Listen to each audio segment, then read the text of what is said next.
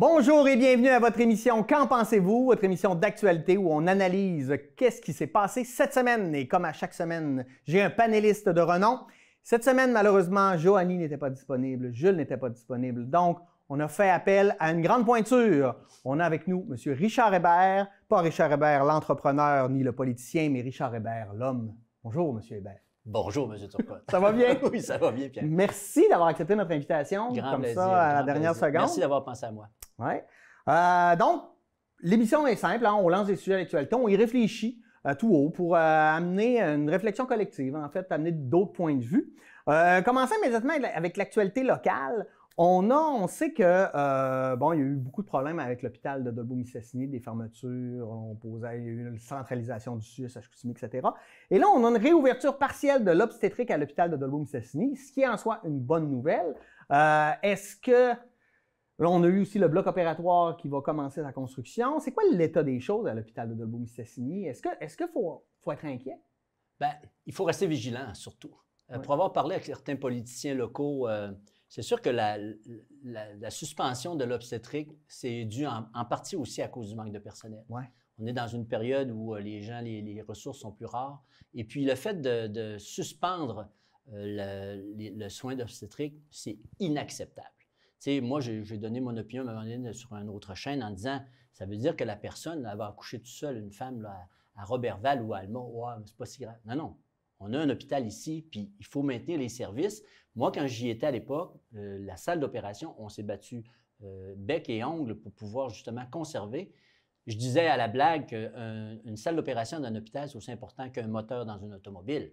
Oui, puis là, l'autre affaire, c'est qu'on a un déficit démographique. Si on veut attirer des nouvelles familles, je veux dire, faut être capable de faire accoucher les madames qui veulent avoir des enfants. Tu as tout à fait raison. Puis en plus, c'est qu'il faut rester beaucoup à l'affût puis être très, très vigilant. On a un centre hospitalier qu'on a construit à force de bras, qu'on a maintenu à plusieurs reprises parce que souvent... Avec les dons de la population. Hein? Écoute, la fondation de l'hôpital, c'est unique, les dons qui sont générés par cette organisation-là. Donc, il faut absolument rester à l'affût, comme je le dis, puis aussi ne pas accepter aucune baisse de service. On n'est pas des citoyens de deuxième zone. On paie les taxes comme les autres. On a un hôpital qui est en place. Et c'est sûr que la centralisation, il faut toujours faire attention un petit peu à ça parce que des fois, ça oublie un peu ce qui se passe sur les étages.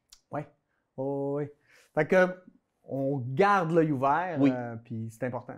Oui. Puis, tu sais, présentement, ils vont le réouvrir de manière partielle. Ce qu'on souhaite, c'est la totale. C'est pas 10, pas 15 on veut 100 mais il va falloir qu'il y ait quand même du monde parce personnel. Que tu ne décides pas quand est-ce que tu accouches, là?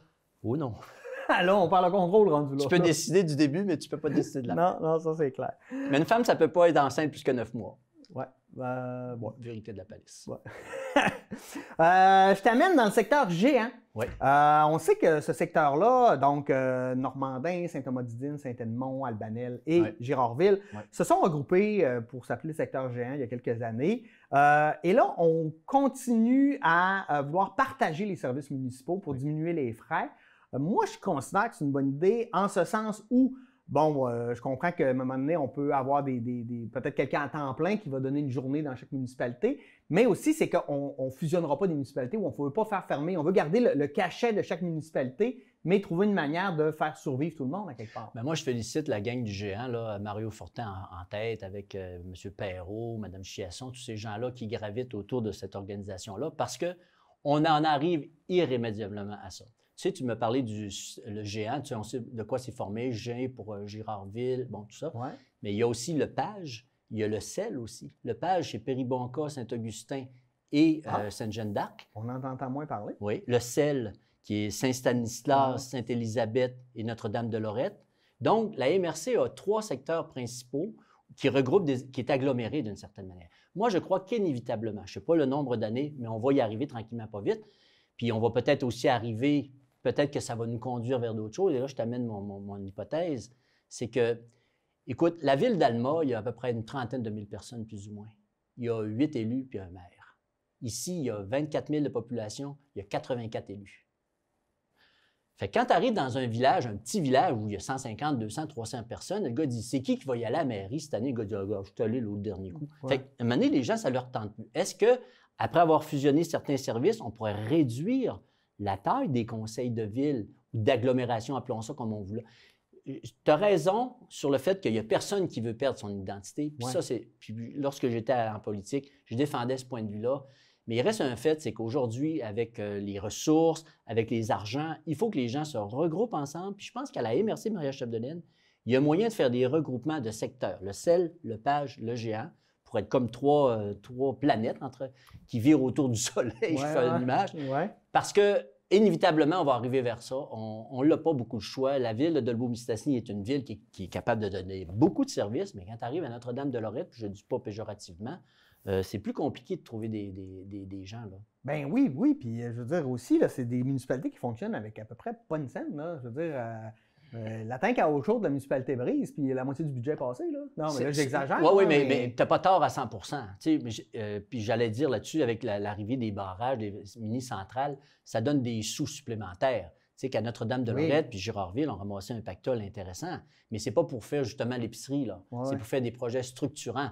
Donc, je pense qu'il est important pour ces organisations-là ou ces coins de pays-là qui discutent ensemble. Moi, je pense que c'est un bel exemple que le géant vient de donner au reste de la MRC. Parce qu'il y en a d'autres des services, là, quand on parle, mettons, au service d'incendie qui est déjà mis en commun, etc. Donc, c'est fonctionnel, même si on a un grand territoire. Exactement. Un grand territoire avec peu de monde dessus. Oui. Fait que, tu sais, un camion de pompiers, à Albanais, c'est une situation particulière. Il est desservi par les deux. Du côté de Dolbeau-Mistassini et du côté de Normandin. Fait qu'eux autres, ils n'ont pas de camion de pompiers puis ils n'ont pas de garage. C'est la seule municipalité qui n'a absolument rien. Saint-Augustin, la plupart ont des installations. Mais c'est ça la mise en commun des choses. Eux autres, ils ont dit, gars, on va te servir par un bar parce que tu sais qu'Albanel, ça vient à côté de Dolbeau-Mistassini. Puis ça va à côté de Normandin. C'est un grand territoire, mais encore une fois, très peu de gens dessus. Fait que les taxes, ce que c'est que ça coûte, qu'est-ce que, bon... Parce que c'est une des problématiques, c'est le territoire, là. Je lisais une étude, entre autres, sur le transport en commun, où ils comparaient la ville Saguenay et Sherbrooke. Puis pour la même population, Saguenay a 4 fois le territoire de Sherbrooke. Donc, pour faire du transport en commun et que ce soit rentable, c'est impossible. Impossible. Parce que le territoire est trop grand. Fait qu'on fait face à ce genre de problématique. Tout à fait. Ouais, d'accord. On va s'en aller à Espace Péribonka, quelque chose que tu connais, j'imagine? Oui. Là, on apprend que la caserne de pompiers devrait être prête pour le mois de novembre. Et pour le reste, je ne sais pas si tu as pour le reste de l'Espace Péribonka. Ben, pour ceux qui ne connaissent pas, là, ça va être quoi l'Espace Péribonka? Qu'est-ce qu'il va y avoir là-dedans? Bon, le chantier touristique qui constitue Espace Péribonka, l'idée, c'était de regrouper des services au sein des mêmes organisations. Donc, la caserne de pompiers, qui est une obligation puis qui avait des subventions jusqu'à hauteur de 50 ils ont dit on va en profiter sur une caserne de pompiers parce que les espaces n'étaient pas assez grands. Aussi pour ajouter un Zodiac ou une embarcation pour pouvoir aller sur le lac. Puis une pince de décartération aussi. Fait qu'ils ont dit on va se faire une caserne. En même temps, ils ont dit ouais, mais là, si on défait l'hôtel de ville, on fait quoi?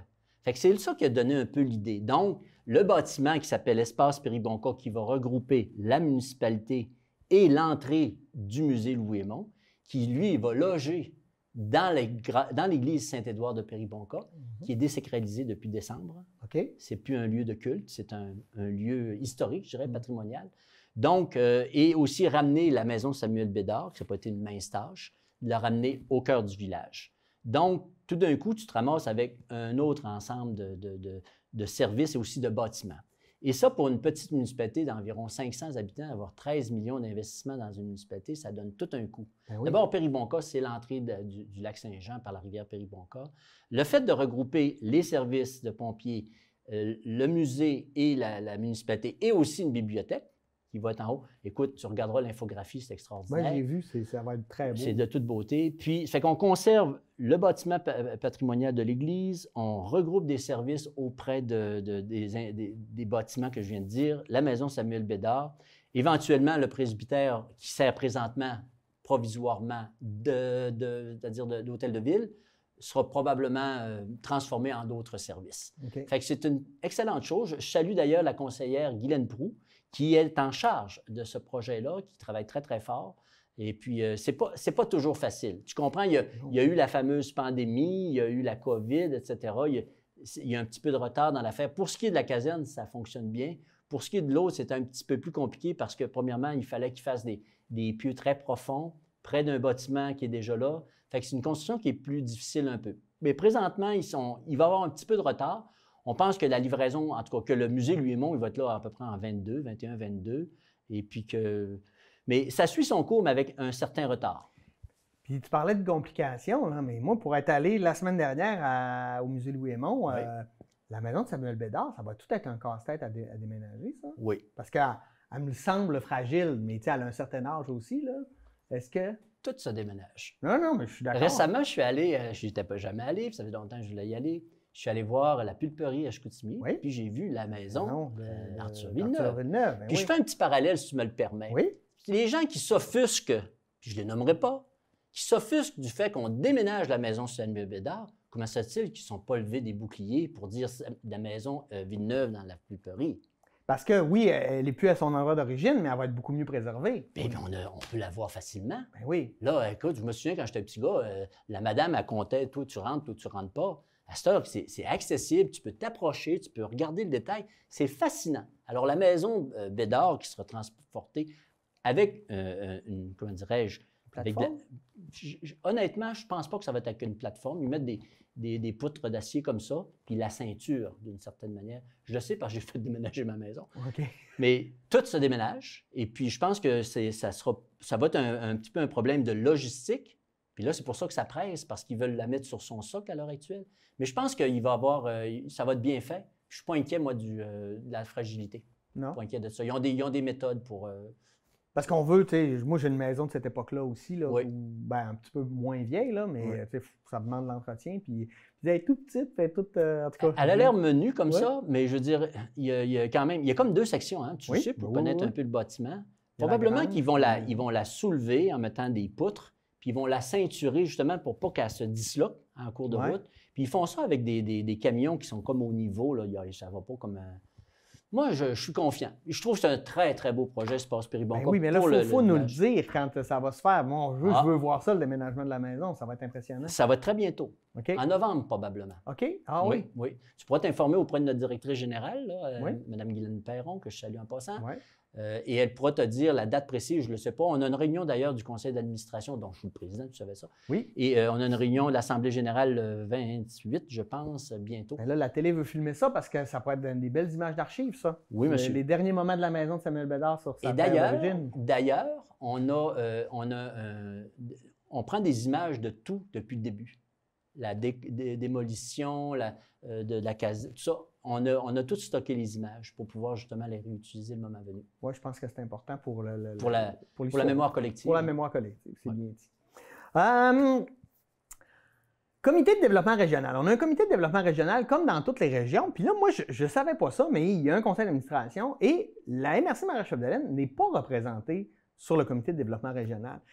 Toi, tu étais impliqué dans les MRC Marais-Chapdelaine pendant longtemps, tu étais maître, tu étais conseiller. Est-ce qu'on a toujours l'impression d'être un peu l'enfant pauvre dans la région? Est-ce que c'est le cas? Est-ce que c'est parce qu'on, je sais pas, Je vais commencer par une boutade. Moi, j'haïs ça quand ils font un party et qu'ils ne m'invitent pas. Ouais. Puis, on a toujours l'impression d'être de deuxième zone. Ouais. C'est comme on n'est pas assez grand pour jouer avec les autres. On n'est comme pas considéré. Ah oui, on va aller... Regarde l'histoire de la clinique de la COVID pour la détection. Ouais. C'est arrivé à la fin.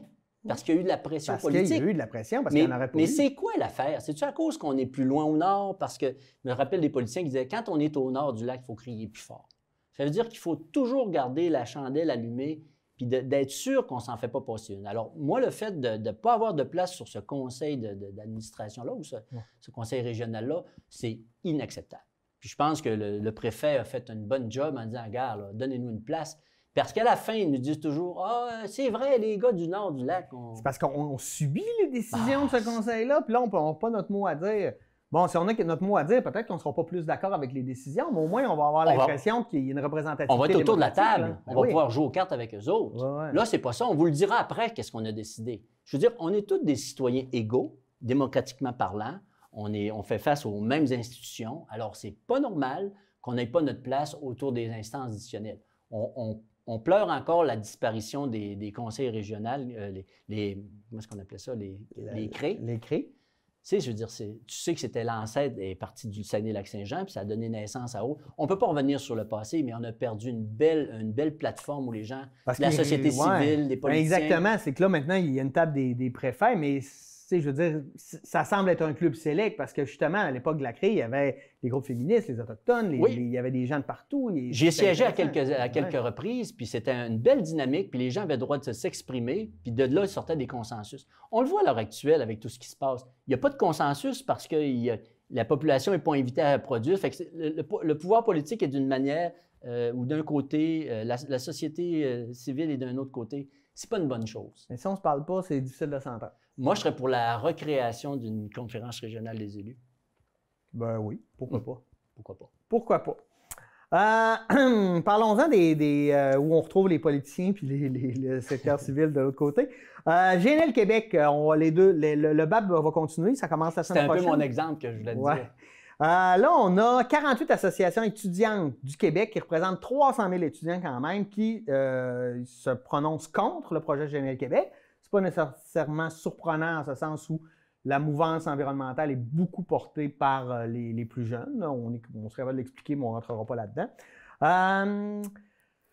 C'est un projet qu'on dirait qu'il y a du plomb dans l'aile tout le temps. Puis même au niveau des investisseurs, ça n'a pas l'air simple, mais je ne sais pas ton point de vue là-dessus, mais moi, plus ça avance, plus j'ai l'impression qu'on n'a pas besoin de ce projet-là. C'est un sujet extrêmement délicat parce que, puis je vais peser mes mots, quand j'étais en campagne électorale, je me suis fait poser la question, puis j'étais chanceux parce que ça ne se passait pas dans mon comté électoral.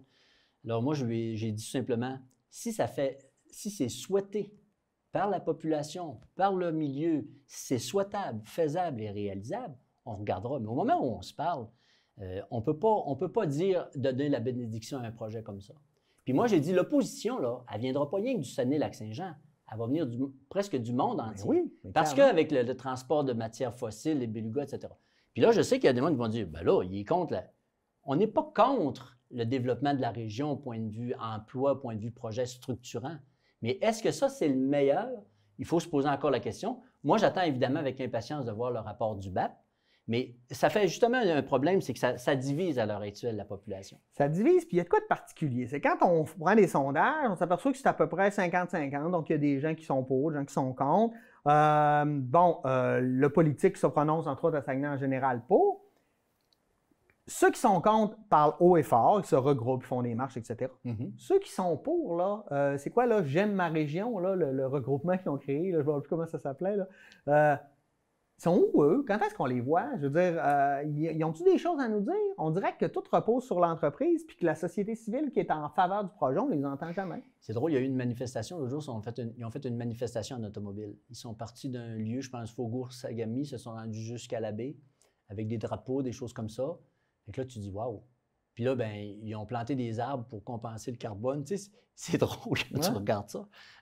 Les gens qui sont pour, c'est les gens qui disent, bon, ben ça va créer de l'emploi. Ouais. Ouais. Mais là, on est en plein emploi, notamment en pénurie de main-d'œuvre. Est-ce qu'on a besoin de ces emplois-là? C'est très questionnable. Moi, je te le répète, quand les études. D'abord, on sait que le Canada a fusionné avec le Québec pour le BAP, en fait, pour l'audience, pour que ça soit moins divisé.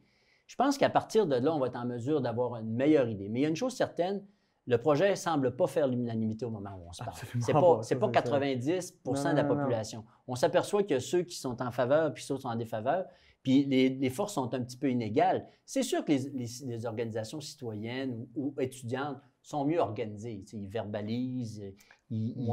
Mais les autres. En même temps, le GNL a, je pense, c'est 21 lobbyistes. Et en plus, la ville de Saguenay leur paye un lobbyiste. Je veux dire, là, à un moment donné, ça devient un peu débile, non?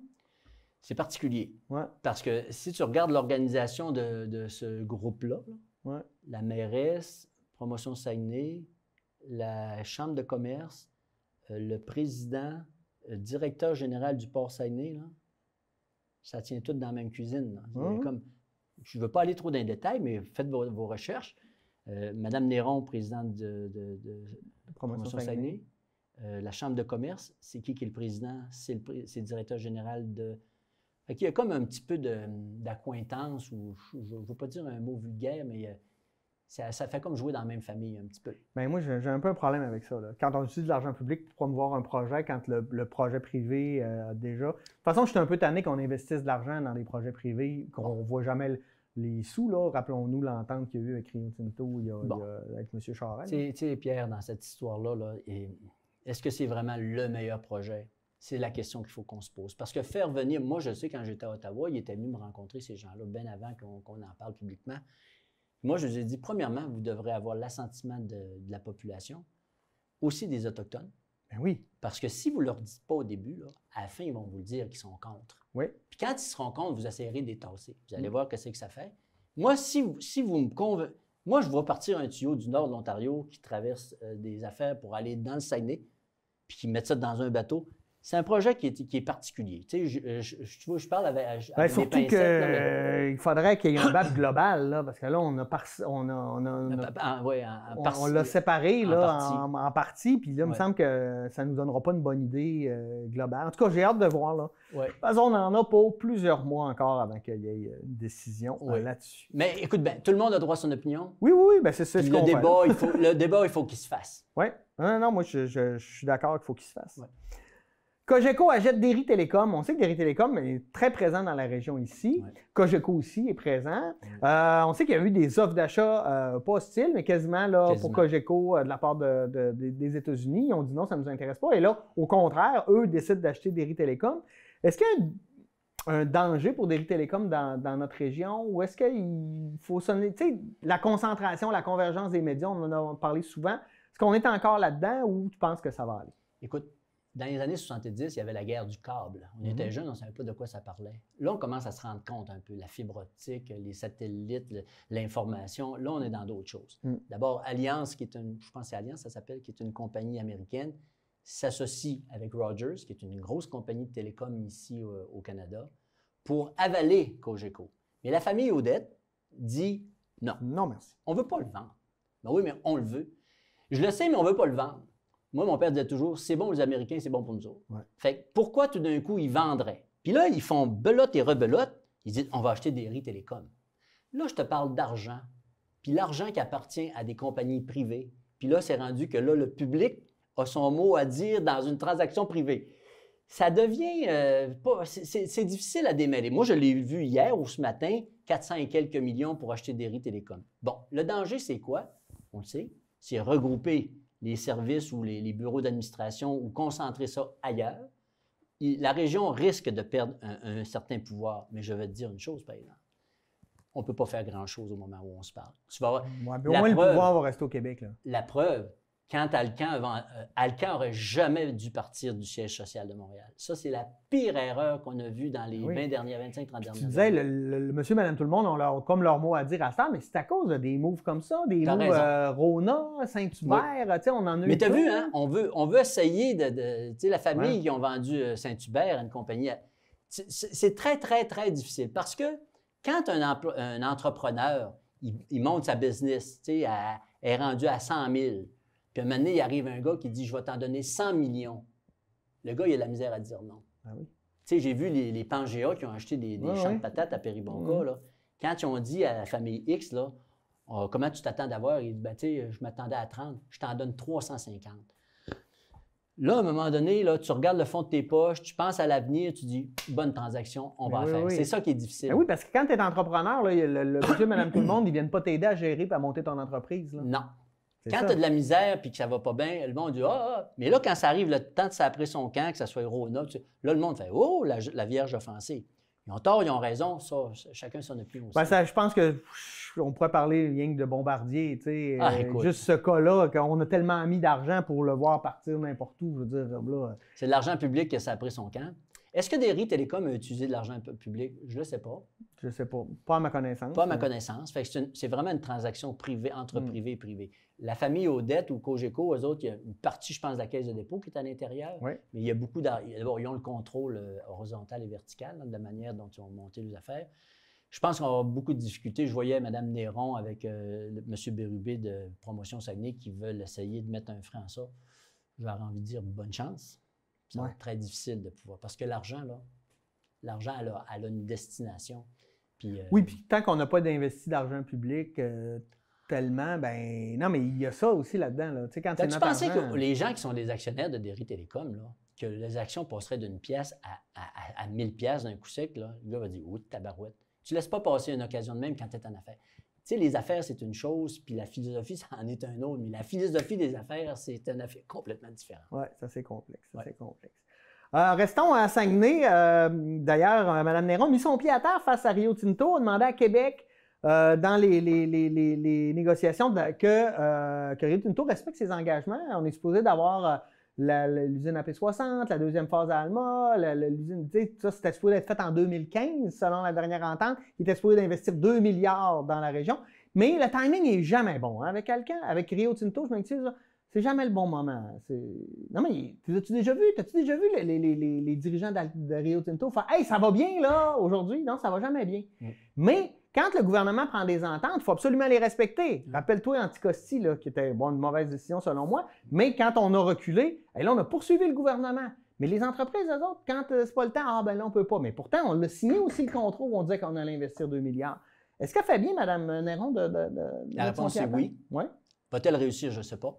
Mais qu'elle mette son point sur la table, je pense que c'est une belle marque de Mme Néron. On la connaît, on la connaît pas aussi vindicative que ça. Moi, je trouve que depuis les derniers mois, là, elle brasse pas mal son affaire, puis c'est bien correct, je la salue, Mme Néron en passant. Mais dans le cas de Rio Tinto, parce qu'il n'y a plus d'Alcan en tout là-dedans, qui est détenu par un conglomérat australien et britannique, il sent tabarouette de l'histoire. Parce que tu sais que la partie d'aluminium dans le pactole, là, ça représente à peu près rien. Fait qu'eux autres, là, les gens du Saguenay-Lac-Saint-Jean, ils ont beau japper, là, ils disent « bah, laisse-la faire, laisse-la faire ». Ils ont des gangs de relations publiques, ils payent des petits cocktails, bon, j'exagère un peu, mais en bout de ligne, c'est qu'ils ont une dette morale envers la région. On le sait, là, ils sont à même le lac Saint-Jean. Si on barrait à Rivière ici, à Dolbeau-Mistassini, puis à Péribonka, ils feraient un Moses de Sceaux. Mais moi, quand j'ai de la visite chez nous, je vais faire un petit tour sur le lac, puis je lui dis « Bienvenue dans le plus grand réservoir hydroélectrique privé ». Comment ça? C'est même pas un lac, ça ne nous appartient pas, ça ne nous appartient plus. Comment ça ne vous appartient pas? Le monde est très, très surpris de ça.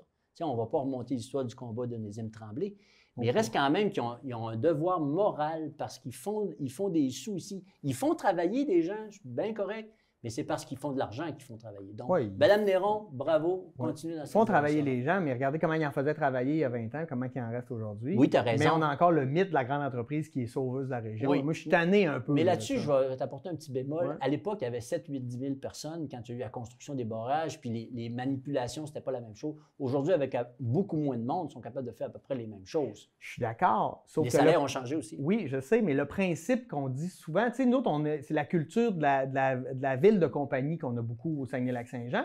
Et on a encore cette image-là de l'entreprise, le sauveur qui vient. Mais c'est plus le cas. C'est les PME qui font travailler le plus de monde. L'argent, c'est là qu'à... Snap out of it. On n'est plus dans la même histoire. Exactement. C'est ça que je voulais dire. Ouais. Bon, allez, merci Richard. On prend une pause puis on revient tout de suite après la pause avec les nouvelles nationales. Salut, je suis Camille et je suis membre de Maria Express. Et ça veut dire que je peux me déplacer n'importe où à Dolbeau-Mistassini pour seulement 3 $ par trajet. Être membre, c'est vraiment pas compliqué. Une fois inscrite au service, j'ai qu'à appeler pour donner mon arrêt de départ, celui de ma destination et l'heure à laquelle je veux me déplacer. Et si jamais je veux consulter la carte des différents arrêts, la liste des dépositaires ou les tarifs des cartes mensuelles, je peux tout retrouver sur leur site web. Pour payer, c'est aussi simple. Je peux me procurer des billets chez un dépositaire ou payer directement au chauffeur. Depuis que je suis membre, me déplacer, c'est devenu simple, rapide, économique et écologique. Faites comme moi et essayez le nouveau service Maria Express. J'achète local, Maria Chapdelaine, qu'est-ce que c'est? Eh bien, c'est une émission produite en collaboration avec la SADC Maria Chapdelaine qui vise à promouvoir les entreprises d'ici et ça dans tous les secteurs d'activité.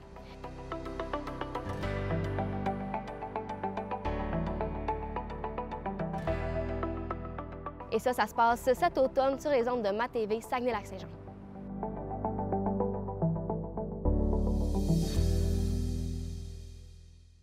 Les organismes Famille et la MRC de Maria-Chapdelaine, en partenariat avec les chambres de commerce de Dolbeau-Mistassini et Normandin, sont fiers de lancer la campagne Certifié Famille. Un sondage réalisé à l'hiver 2019 auprès des familles du territoire a permis de démontrer que l'élément essentiel pris en compte par les familles lorsqu'elles fréquentent les différents commerces est l'accueil chaleureux qui leur est réservé lors de leur visite. Un accueil chaleureux, c'est avant tout de s'assurer que tous les employés abordent les familles avec une attitude bienveillante. C'est aussi faire de petits gestes aussi simples que de donner accès aux toilettes sans obligation d'achat, autoriser l'utilisation du micro-ondes pour faire chauffer un biberon, permettre à une maman de s'asseoir dans un endroit calme pour allaiter, dégager les allées afin qu'une poussette puisse y circuler aisément. Les commerçants ou les responsables d'une organisation qui souhaite attirer et fidéliser une clientèle famille peuvent demander gratuitement la certification. Une vignette autostatique est visible chez les établissements qui se qualifient aux modalités suivantes. Une attitude positive et accueillante des employés envers les familles et les tout-petits et la poursuite des efforts pour améliorer l'accessibilité des familles. Vous souhaitez être certifié famille? Contactez-nous au 88 276 66 77. Surveillez les entreprises certifiées famille ou retrouvez-les sur les médias sociaux à l'aide du mot-clic Certifié Famille MC.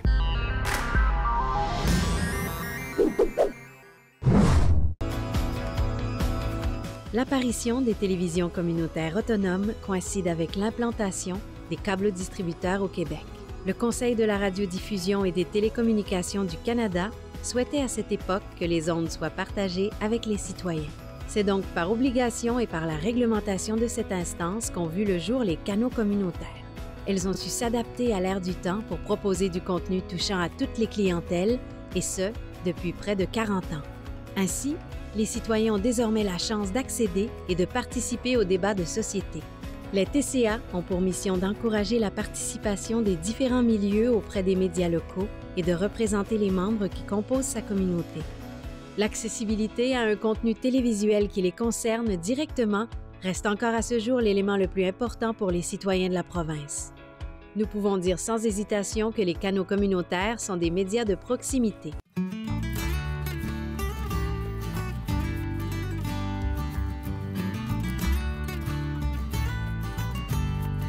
C'est cette année que nous célébrons le 50e anniversaire des télés communautaires. Avec les télés de Normandin, Ladoré, Saint-Félicien et Dolbeau-Mistassini, venez découvrir leur histoire à travers les témoignages de ceux qui ont contribué à son évolution. Produit par la Télé du Haut-du-Lac et diffusé sous les ondes de MaTV, Saguenay-Lac-Saint-Jean. On est de retour de la pause. J'espère que vous avez eu une belle pause. Toujours avec M. Richard Hébert. On va passer maintenant aux actualités nationales. Et là, c'est un sujet plutôt touché que je vais aborder, mais je trouve ça hyper important d'en parler ou d'y réfléchir ensemble. Ce qui se passe à l'Université d'Ottawa. On sait qu'il y a un professeur qui a été suspendu parce qu'elle a utilisé le N-word dans son cours, dans un contexte académique, donc de pédagogie. Et là, il y a eu des plaintes, et là, le recteur, et là, c'est devenu même, pour certains, là, un combat entre les francophones et les anglophones. Ça a vraiment dérapé. Ouais. Moi, je suis prof de sciences politiques, j'ai des amis professeurs d'histoire. Pour moi, il y a un contexte à ça, puis qu'il faut être capable de nommer les choses. Je veux dire, si je parle de la Deuxième Guerre mondiale, puis je veux montrer c'est quoi l'extrême droite, je suis obligé d'utiliser le mot nazi pour bien montrer. Je pense que le N-word, ou quand on parle des Autochtones, de dire qu'avant le ministère des Autochtones, c'était le ministère des Sauvages. Il y a des choses à démontrer, mais de manière pédagogique. Et en général, quand on le fait, c'est pas parce qu'on est raciste, et au contraire, c'est pour le diminuer, puis qu'il n'y en ait plus. Moi, ça me fait peur. Je ne sais pas ce que tu en penses. Écoute, moi, personnellement, là, ça me dérange énormément depuis un certain temps quand je vois toutes ces choses-là. Tu sais, c'est une question de balancier. Ouais. On est tous contre le racisme. Tu sais, je veux dire, on veut pas... on a voyagé, on sait comment ça se passe. Mais à un moment donné, le politically correct, là c'est rendu quasiment trop fort. Moi, avec ma blonde, on regarde ça, on dit, ben, franchement, si tu ne peux pas utiliser les mots à l'intérieur d'une institution comme une université pour décrire les choses, on commence à avoir un problème. Moi, ça s'appelle censure quasiment, ça là. Mais c'est parce que moi, je trouve que c'est très paternaliste. Il faut faire confiance à l'intelligence des gens. Oui. Moi, j'écoutais Dany Laferrière, que je respecte énormément, qui disait « Quand tu utilises le N-word pour m'insulter ou pour parler de la colonisation, je suis capable de faire la différence. Oui. » Je pense que... Je sais pas. Puis en plus, c'est exacerbé tout ça par les médias sociaux. Par les médias, point. Oui, par les médias, entre autres aussi. Puis, mais les médias sociaux, oui, c'est polarisant. Ça pousse l'affaire. La jeune femme disait justement qu'elle est inquiète parce que son nom a été mis sur Internet. Les gens connaissent son adresse. Là, à un moment donné, je veux dire, l'épiderme des gens dans ces choses-là, là, les étudiants qui s'en sont plaints, là, je peux bien comprendre parce qu'on n'est pas dans leur position. Ils parlent d'une espèce de chose mineure, là, le mot m'échappe tout d'un coup, mais de subir une espèce d'agression, micro-agression, c'est ça le mot que je cherchais. Quand tu utilises le mot qui commence par un N pour traiter d'un sujet, puis que le gars ou la fille qui est de couleur dit « Hey, tu m'insultes », mais là, on serait-tu mieux d'avoir des universités juste avec les Noirs puis une université juste avec les Blancs? Là, on t'a dit qu'on s'en va dans toute une histoire. Puis moi, j'ai vu, regarde, cette année, le bye-bye, là, il va y avoir plus de personnes de couleur. Ouais. Hein? Parce qu'on est rendu là. Regarde la télé présentement, les messages publicitaires, tu vas être surpris de voir comment est-ce qu'il y a des gens de couleur. Mais c'est correct aussi. Parce que ça reflète la société. Mais oui, c'est ça. Moi, mon directeur de campagne, que je salue en passant, c'était un noir d'Haïti. Qu'est-ce que tu veux? Alan, il était noir. C'est sûr que lui, il a un point de vue, mais on est capable de faire des jokes, comme tu l'as dit, quand la Ferrière, je me souviens de conversations que j'ai eues avec lui. Mais c'est sûr que quand le bouchon était poussé trop loin, quand il est arrivé à faire du blackface, il ne l'a pas trouvé drôle, celle-là. Il ne l'a pas trouvé drôle parce qu'en réalité, c'était pas drôle non plus. Mais de là à arrêter tout ce qu'on fait à cause que le mot est prononcé, puis là, je vais... Là, puis c'est le contexte, moi. C'est un contexte académique de classe. Comment tu veux les parler... choses sorties de leur contexte, ça a plus son parce rapport. Que là, tu veux, c'est important de parler du colonialisme parce qu'on le subit encore, puis on le vit encore, puis du racisme systémique, c'est important, mais il faut comprendre d'où ça vient, il faut comprendre l'histoire, il faut le nommer. Là, un négrier, c'était quoi? C'était un bateau pour la traite des esclaves. La négritude, c'est un courant d'écriture. Je veux dire, il y a plein de choses qu'on peut nommer, mais il faut les nommer. Je veux dire, les mots existent, là. Tu sais, je faisais un petit peu de recherche, puis... Tu sais, le mot, les 10 petits N de Agatha Christie, il a fallu qu'il change le titre. Ouais. Puis Nègre blanc d'Amérique de Vallière, on va-tu être pour changer le titre? Ben, j'ai vu un truc sur les réseaux sociaux qui mettait genre fucking frog d'Amérique. Ah non, non. Non, mais tu sais. Non, mais c'est parce que là, ça devient. Moi, c'est le contexte. Le contexte académique, ça me fait penser à ce qui s'est passé en France avec l'histoire de Samuel Paty. Je voulais te le laisser introduire. Parce que lui aussi, là, tout ce qu'il voulait, c'est démontrer le civisme, expliquer des affaires, le montrer, et là, il finit par être décapité. Je pense qu'on exagère. Non. Entre ça et ça, il n'y a pas grande distance entre les deux. Ben non. Entre le fait de demander à une femme de retirer puis de se faire suspendre de manière arbitraire. T'as beau être le recteur, c'est un humain aussi qui juge selon une façon, mais qui la suspende à cause que, c'est la même affaire que le gars qui a montré les caractéristiques. Moi, je trouve ça très, très... Il n'y a pas un grand bout à faire entre les deux. C'est très inquiétant. Et moi, j'ai l'impression que c'est le fonctionnement des universités qui est en partie en cause, parce qu'aujourd'hui, on est beaucoup plus... C'est plus des étudiants, c'est des clients. Donc, on est dans le clientélisme. Les universités s'arrachent les étudiants qui sont financés en grande partie pour la recherche par le privé. Donc, là, il va y avoir des questions à se poser en lien avec ça. C'est très dangereux. Tu sais, les mots, tu parles le mot client. À l'hôpital, on parle de client et de bénéficiaire, ça arrive comme... Tu sais, entre bénéficiaire et client, il y a toujours une différence. Il y a pas mal de différence. Entre un étudiant et un client... Ben oui. Là, à un moment donné, il faudra qu'il rentre dans une petite boîte comme ça pour être sûr qu'il fait l'affaire. Là, on est en train d'assister dans notre société à des choses. Tu sais, tu te rappelles l'histoire de Lepage, quand tu as voulu tourner jouer l'appropriation culturelle? Hey, là, c'est particulier. Peut-être qu'on a un examen de conscience à faire tous, moi, comme société. Je pense qu'il y en a un à faire, qu'il faut se mettre à écouter les gens, parce qu'il y a une réalité. Là. On ne peut pas faire d'empathie sur le racisme. On ne le vit pas, le racisme. Moi, je suis blanc, je suis hétérosexuel, je ne vis pas d'insultes ou d'affaires, mais je me bats pour que ça arrête. Oui. Donc, mais il faut que j'en parle. Il faut en parler de qu'est-ce que l'homosexualité était criminalisée. C'était un criminel, cet homosexuel, dans les années 50 au Canada. Oui. Je veux dire, il faut être capable de le nommer si on veut que ça change, tu sais. Exact. Ça a changé, là, mais tu sais... Puis tu l'as dit, c'est Dany Laferrière. Tu es capable de faire la différence entre quand c'est un insulte puis que tu l'utilises dans un autre contexte. Je pense que oui. Puis je pense que là, à un moment donné, le poids des mots, là, il faut essayer de prendre un petit pas de recul à regarder ça, parce que sinon, on s'en va dans une direction, tu peux pas...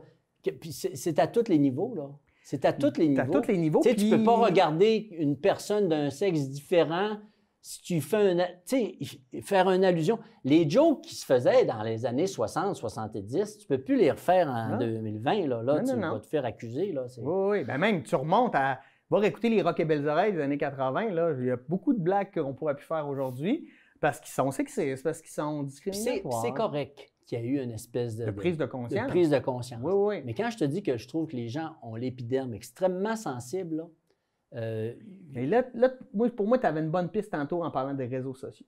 Parce qu'aujourd'hui, dans les réseaux sociaux, il faut que tu sois polarisé. Il faut que rapidement, tu aies une opinion. Tu es pour, tu es contre. Tu n'as comme pas le droit d'être gris dans le milieu et d'avoir de la nuance. Ouais. Puis moi, je trouve ça, c'est ça que je trouve le plus troublant. Il faut se positionner, sinon on se chicane. Non, écoute, c'est pas parce que je suis pas d'accord. On a le droit de ne pas être d'accord dans la vie. C'est sain, je pense, en démocratie, de ne pas être d'accord. Mais là, il faut automatiquement être polarisé, puis tu es pour ou tu es contre, sinon tu es cave. Ah, c'est incroyable. Hein? Il faut aller se promener sur les réseaux sociaux pour voir tout ce qui se dit dans différents sujets. Là. Il y en a un particulier là, qui est très, très actuel. Là.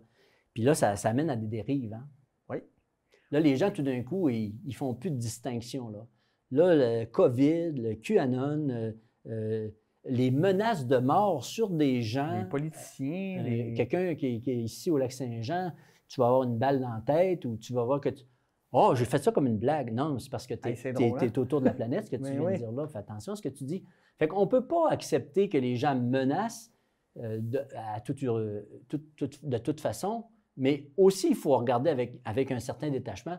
Puis la meilleure affaire, c'est Danny Laferrière qui l'a dit. Moi, je suis d'accord avec lui. Là, les politiciens, tu vois, il y a comme une game, là. On est pour, on n'est pas contre. Puis là, on va pas embarquer dans le sujet du racisme systémique, là, mais tu sais, ça...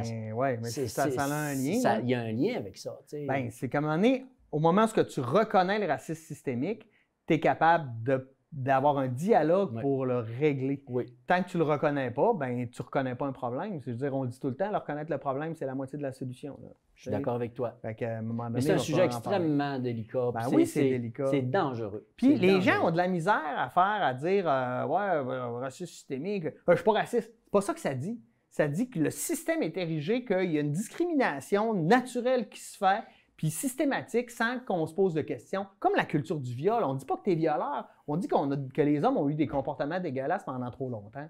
C'est ça qu'on dit, tu sais. Oui. Toi, tu es professeur, justement. Oui. Tu sais, à un moment donné, tu te rends compte qu'en sortant de ton cours, tu as envoyé une affaire à quelqu'un ou à ton groupe en disant, voilà, c'est ce qui se dit au camp reste au camp. D'une certaine manière, ça reste là-dedans. Tu sors sur la rue, puis il y a quelqu'un qui te poignarde puis qui te coupe la tête. Hey, là, maintenant, on ne vit plus. Là. Ça n'a plus de sens. Il va s'apercevoir que je cours vite. Mais c'est incroyable. L'histoire, ce qui s'est passé en France, c'était pas un coup de tête. C'était vraiment organisé. Il a parlé avec le père d'un des jeunes, qu'il y a 2 jeunes de l'école qui ont allé pointer leur professeur. En recevant un montant d'argent. Ouais. Ah non, c'est fou, Red. Moi, je suis très inquiet de ça. J'aime pas ça. C'est là qu'on voit quand la polarisation et le politique se mettent ensemble. Donc, moi, j'aime mieux être un peu beige et gris dans le milieu puis être nuancé. Pas tout le temps. Des fois, j'ai des opinions plus tranchées que de me sentir obligé d'avoir une opinion. Puis Pierre, on parle, tu sais, de... L'islam, là, quand tu reprends connaissance de ça un peu, c'est pas la religion de la mort, c'est la religion de l'amour, normalement. Mais là, les gens mélangent l'islam avec l'islamisme et la radicalisation. Là. Mais moi, ce que je dis souvent, c'est que dans les 5 piliers de l'islam, tu n'as pas le droit de tuer. Comme qu'il y a dans les 10 commandements. Ça n'a pas empêché la religion catholique de faire le plus grand génocide de l'histoire de l'humanité en Amérique du Sud. Il faut faire la différence entre les hommes qui gèrent les églises et le mot, tu sais, ce que la religion propose. Exactement ça. En tout cas. Bon. Un autre sujet intéressant, Parti libéral du Canada, je ne sais pas si tu connais ce parti-là. Oui. Il survit à son 2e vote de confiance en 2 semaines. Oui. Il avait fait de la question de Uni, là, voyons, je me rappelle plus. We Charity au sujet Charity, là, mais on a fait un vote de confiance. Oui, on en a fait un vote de confiance. Oui. Les néo-démocrates ont encore appuyé le Parti libéral. Oui.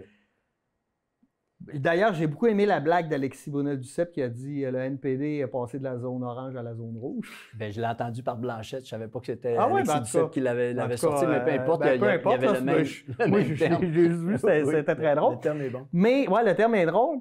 Moi, ma question, c'est est-ce que ça fait l'affaire du Parti libéral? Parce que dans la situation qu'on est là, regarde mon analyse. Là, on est en temps de crise. On a vu que tous les gouvernements qui sont allés en élection en temps de crise en sont sortis gagnants et plus forts. Et d'un autre côté, là, est-ce qu'on veut donner la chance au NPD de remplir ses coffres pour aller en élection, à Erin O'Toole d'avoir pris le temps de rassembler ses troupes et de faire monter la... Tu sais, je ne sais pas. Là, c'est une analyse de politologue à Saint-Saëns, mais je ne suis pas certain que les libéraux étaient si contents que ça D'abord, écoute bien, avec l'élection, comme elle s'est présentée au Canada la dernière fois, il y a un an environ, quand les résultats sont sortis et qu'on a vu les nombres, c'était évident que tout ça allait se produire. Puis là, les libéraux, à mon point de vue, là, je ne suis pas dans l'intérieur du gouvernement, j'ai du recul, je suis capable de regarder ça. D'abord, le haut du pavé, c'est eux qui l'ont à l'heure actuelle. Oui. Ils font une association avec un, tu l'as dit. Le NPD n'a pas d'argent. C'était écrit dans le ciel qui n'allait pas provoquer l'élection. Les Verts, ils ne voulaient pas y aller encore parce que la nouvelle personne n'est pas encore à sa place. Puis là, les NPD sont en train quasiment de se faire manger par les Verts, tranquillement pas vite. Erin O'Toole, il a fait un peu son petit coq. Moi, je me rappelle, en chambre, il y avait une façon de faire. Puis lui, il voulait montrer qu'il était capable. Bon. Les bloquistes, évidemment, ils se sont alliés dans l'histoire. Puis les bloquistes, ils n'ont pas d'argent non plus. Non. Mais la différence, c'est que dans les intentions de vote, là, eux autres, les bloquistes, là, en honnêtement, là, ils n'ont pas besoin d'argent pour gagner. Oui, c'est ça. Ça, c'est pas ça le problème. Maintenant, est-ce que le Parti libéral a tiré parti? Ce que je pense qui s'est passé, je connais Pablo Rodriguez, il a dû dire, ou l'organisation a dû dire, ah ouais, on va y aller. Ouais. Tu veux ça, là? On va y aller. Parce qu'en réalité, quand tu demandes un vote quand tu transformes ça, d'abord, on savait qu'évidemment, on allait en arriver là. L'histoire de We Charity, là, c'est pas une bonne... C'est une grosse tâche dans le cahier des libéraux à l'heure actuelle. Ouais. Ça, veut pas, là, ben oui. Je me gênerais pas de dire que c'était une drôle de patente, cette affaire-là. Mais les conservateurs de nature, c'est des gosseux. Ils gossent, jusqu'à temps qu'ils disent « Ah, on va les avoir ». Mais Erin O'Toole, s'il était allé en élection, parce que moi, je les avais vus, les sondages, hein, tu peux le voir ça, ouais. Les libéraux passaient majoritairement à cause du temps de la crise. Mais inévitablement, ce gouvernement-là, il va tomber, par définition, je croirais qu'il va se rendre jusqu'à 4 ans. C'est pas impossible. Mathématiquement, c'est pas impossible, mais ça serait du jamais vu dans l'histoire du Canada qu'un gouvernement minoritaire a fait 4 ans. Bien, Harper, il en a fait longtemps avec un de ses... Il a fait au moins 3 ans avec un de ses gouvernements. Minoritaire, il a fait 2 ans et demi, en tout cas, peu importe. Tu te rappelles, il était allé voir pas la reine, la gouverneure. Il a prorogé le Parlement. Fait que, écoute bien, là. Ce que nous autres, on envoie le public de tout ce qui se passe là, il faut comprendre que la game en chambre, là, c'est une autre affaire. C'est une autre sorte de game. Ils font tous autant qu'ils sont, ils essaient de se maintenir à la place. Que ce soit le député d'ici ou le député d'ailleurs, ce qu'ils veulent, c'est se maintenir là où ils sont. Ouais. Puis ils ne veulent pas... moi, quand tu rentrais pour moi, j'étais le filibuster, on a eu 2 ou 3 filibusters. Ouais. Ils te comptent en Moses, savoir comment est-ce qu'on est, parce que c'est la game. Quand tu es député, tu sais à quoi? En premier lieu, tu en parleras à John Turner. Ouais. Oui. Tu en parleras à Joe Clark. À Joe Clark, oui, c'est ça que je l'ai dit. Tu en parleras aussi à Kim Campbell. Ouais. Mais tu sais, un député fédéral, là, la première job, là, évidemment, servir ses citoyens, mais d'aller voter. On est payé pour ça, pour le vote. Ça a l'air de rien, hein, mais c'est une des parties les plus importantes d'un député, c'est de se présenter en chambre pour voter. Sans ça, c'est comme aller jouer au hockey 5 contre 20. Mm. Fait que ça, là, c'est... Moi, je savais, je voyais venir la fiche. Puis je vais te dire une affaire, ils vont probablement en avoir un autre, mais les élections n'auront pas lieu. C'était pas cet automne que ça devait être dû. D'après moi, au printemps ou à l'automne prochain, on va dépendre un peu là, de la COVID. Hein? Ça a un impact sur absolument tout. Surtout. Parce que, veut pas, là, le gouvernement a le contrôle du message tout le temps. Oui. Puis ça, les autres partis d'opposition, maintenant, ils ont beau chialer. Il y a des présidents de pays qui se sont donné des bains plus... Ils ont le contrôle total et horizontal là, sur tout. Oui. On peut penser à Erdogan, à Poutine, à Trump. Non, mais... J'ai vu ça d'un petit pays, en quelque part. Là. Il a tout arrêté ça. C'est moi qui... Puis, il y a quelque chose, moi, qui me chicote. Je veux ton opinion là-dessus. Toi, tu as vu les choses de l'intérieur. Mais tu sais, les espèces de scandales, là, on dirait que ça touche toujours les libéraux. Non, mais tu sais, c'est parce que moi, je donne un cours en ce moment, le mafia, terrorisme et corruption. On fait le tour de la corruption, puis là, on remonte à... Ben non, oui, il y a eu Duplessis, mais tu sais, Mais si tu remontes dans l'histoire, tu vas trouver sûrement des scandales d'un conservateur aussi. Peut-être, mais tu sais, comme au Québec, là, on a eu Tachereau, après ça, on a eu... Tu sais, mais là, tu me parles-tu du fédéral ou tu me parles les du... deux, on dirait Okay. on dirait que c'est l'idéologie libérale qui amène ça. Tu sais, Gomery, les commandites, on en a eu plein, là. La SECO... J'aurais envie de dire à la blague, c'est parce qu'ils sont moins subtils puis ils se font pogner plus souvent. OK. Je dirais ça comme ça parce que... Bien, c'est le trafic d'influence tout le temps, j'imagine, la politique, là. C'est juste ça. Ouais. Le monde, ils sont après toi tout le temps. Il faudrait que tu me fasses passer ça. Il faudrait que les gens qui militent autour de toi puis qui donnent dans tes campagnes électorales, là, ils se disent tous dans leur tête en arrière, un jour, j'aurai sûrement besoin de lui. Fait que le gars qui t'a donné des sous, là, c'est sûr, quand il t'appelle, là, tu l'écoutes. Ça ne veut pas dire que tu vas plier, mais tu y penses. Puis tous les politiciens sont à peu près de même. Puis je ne veux pas catégoriser les uns et les autres. On a parlé du Bloc tantôt. Ouais. Le Bloc, il y a une mouvance, etc., puis un mouvement. Puis quand je te dis qu'ils n'ont quasiment pas d'argent, puis ils font ça. Tu n'as pas vu se faire ramasser, comment est-ce qu'elle s'appelle, Emmanuel Latraverse, hier ou avant-hier. Elle a dit « le parent pauvre ». Je te dis que c'est les autres qui étaient au panel, ils ont dit « gars, t'as peu, là, on ne parle pas de la même affaire ouais. ». Puis moi, je voudrais... Tu me parles de ça, mais j'aurais envie de switcher sur une histoire. Tu sais, le contrôle des médias. Là. Oui.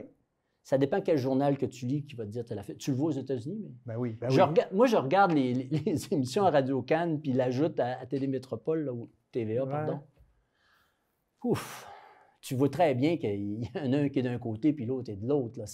Fait que les gens, ils vont s'abreuver. Ça, c'est un autre problème. C'est qu'au-delà des médias sociaux, les médias traditionnels polarisent. Je veux dire, quand on fait un débat à la télé, on a la personne la plus à gauche, la personne la plus à droite, puis après ça, la vérité est tellement plus grise que ça. Moi, je suis un peu tanné de ça. Oui, puis les gens ont de la misère à se faire une propre opinion parce qu'on ne lit plus beaucoup. Ben, on ne lit plus du tout. Hein? Avant ça, on lisait un journal, on prenait le temps de le plier, on le dépliait, on mettait ça de côté, on le regardait, on réfléchissait. Aujourd'hui, c'est l'information instantanée. On lit le gros titre, puis on a l'impression qu'on connaît le débat. Moi, je me rappelle de Louis Blouin, le commentateur, puis l'autre, Filion. Moi, ces gens-là, ils ne m'avaient presque jamais parlé. Puis une bonne fois, ils couraient après moi parce qu'ils voulaient savoir si on était d'accord avec notre gouvernement au sujet de telle affaire. Ils courent après toi quand ça va pas bien. Quand ça va bien, ils ne te parlent pas. Mais quand il y a un petit scandale, quelque chose... Puis tu as raison. Le gouvernement, moi, quand j'étais là, le gouvernement, on l'a eu plusieurs en pleine face. Il y a eu l'histoire de Bill Morneau Chappell, qui s'est avéré que c'était pas ça. Non. En tout cas, non, mais c'est ça. Mais quand il faut creuser quand il y a un soupçon, je pense. Mais ce que le monde se rappelle, puis les conservateurs, ils étaient bons pour ça, quand ils commençaient toujours à disant, exemple, le voyage en Inde. Ils disaient toujours le désastreux voyage en Inde. Ils ne disaient pas le voyage en Inde. Fait, ils mettent de l'emphase, ils mettent de l'emphase jusqu'à temps que le soir aux nouvelles, c'est ça qui frappe l'imaginaire. Puis moi, je me rappelle que Alain Reyes, c'est un politicien assez redoutable, il disait, c'est lui qui attaquait Morneau. Puis Morneau, à un moment donné, il s'est tanné. Après 6 mois, là, il a dit, si mon honorable collègue est prêt à faire cette même insulte-là ou cette même accusation-là, je l'invite à venir dehors présentement. Il a pris sa sacoche, il est sorti dehors, puis il a dit « Arrête, viens me le dire dehors. » Parce que tu n'as pas l'immunité dehors. Non, c'est ça. Là, ça revole, les couteaux volent bas en chambre, puis les conservateurs, ils attaquent les libéraux, parce que les libéraux, ils n'ont probablement pas...